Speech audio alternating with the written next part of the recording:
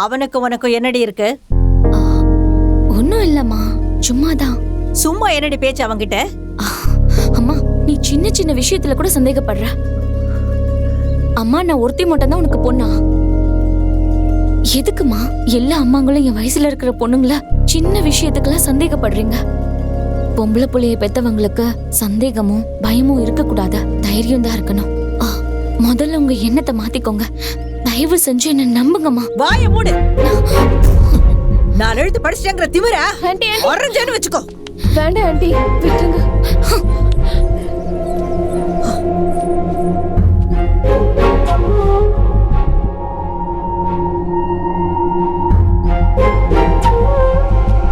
நீ ஃபீல் பண்ணாதடி, உங்க அம்மா பத்தி தான் உனக்கு தெரியும்ல.